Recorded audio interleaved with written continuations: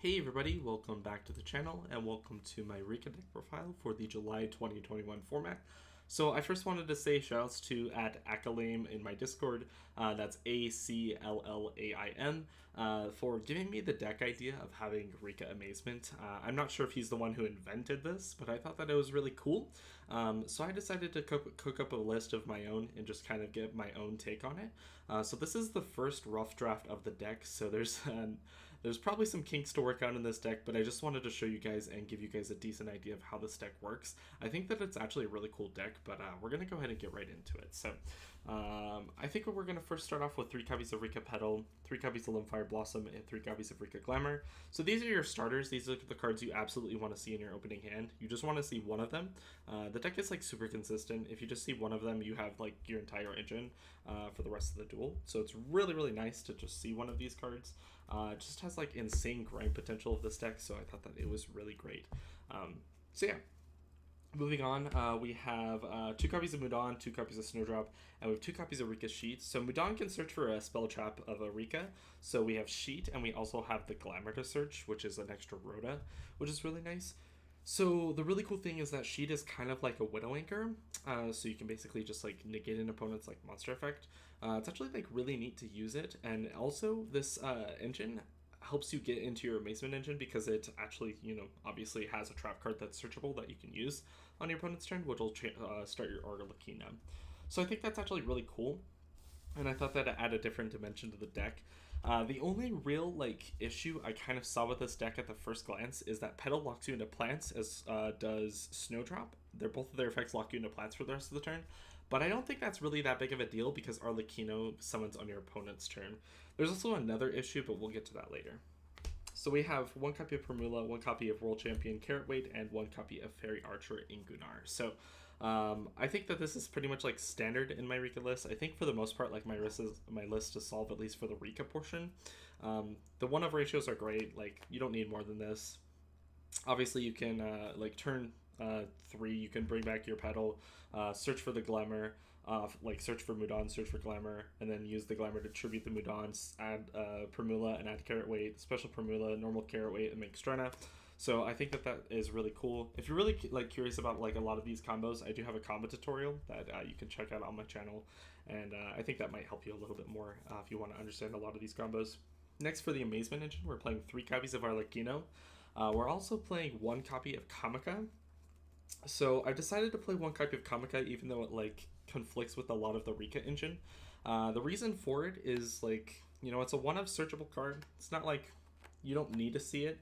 The other really nice thing is that it's a level 4 monster, which means you can make Strena with it. So I was like, okay, it's an Amazement card that I can search for that helps make Strena. So I figured I might as well play 1 copy of it. It's very similar to Altergeist, the Marionetter, because it sets an Amazement or Attraction Trap from your deck. Next, we have 3 copies of Amazement Time Ticket. This is obviously your searcher for your entire deck because it searches for literally everything in every Amazement card, these or the Attraction Traps. So just depending on which turn you activate it on. So that's pretty cool. So obviously we're playing 3 copies of Horror House and 1 copy of Cycle Coaster. So this actually doubles as an MST, a back row disruption, as well as a searcher. So I thought that it was really cool to play a 1-of copy of it. This one's also pretty nice just to have a Book of Moon effect or an Infinite Impermanence effect. So I thought these were probably the best options to play. They're really nice. Obviously, you can send them off Arlecchino or use them to trigger Arlecchino respectively. I thought that it was really cool, so I decided to go ahead and try it out. Next, for the rest of the deck, this is kind of flexible. You can do whatever you want really with the rest of the deck. This is what I've decided to do. So I've decided to play 2 copies of Fury of Kaioshin as well as 2 copies of Torrential Tribute. I like the 2-2 ratio because if you're playing 3-3, you can also play a 3 Torrential and then you never have to worry about the once per turn clause on Fury. But I think that this is fine. You can see that you will resolve the effect of Fury to protect your water monsters pretty often. It's also insane to resolve a torrential with a teardrop on field and then just trigger Arlecchino right after. That's so good. We're playing one of a copy of Super Poly. I think this card's just insane. Just because Verte exists. It's a plant,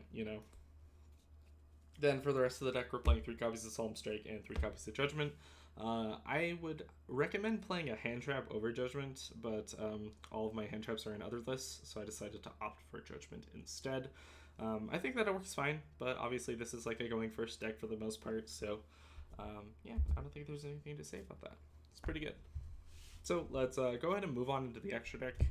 Also quickly mention, I don't have a side deck for this, so you can kind of wing it, like Droplets, Dark Ruler, Lightning Storm, Cosmic, Twin Twister, whatever you guys see fit, other hand traps, etc.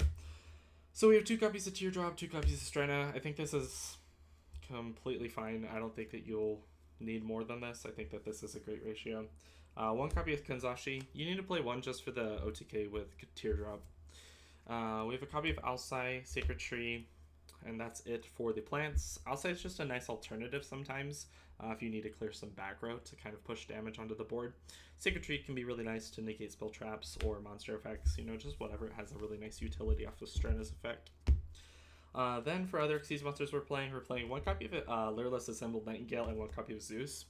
So I've decided to play this because there are some situations where you have a pedal in hand that's kind of stuck in your hand, and you can summon a pedal back from graveyard, and then you kind of want to just clear a board. Unfortunately, pedal locks you into plants for the rest of the turn after you use its effect, but you can just normal summon your pedal and then just not use the effect and overlay into Nightingale and then make Zeus obviously right after. And, attempt to clear your opponent's board and then, do some stuff in main phase 2 possibly. I thought that it was a decent option, just like a one of. You could also like fit in Downard, especially this is kind of a flex spot, the Link Karibo, so you can kind of play Downard instead of the Link Karibo if you prefer.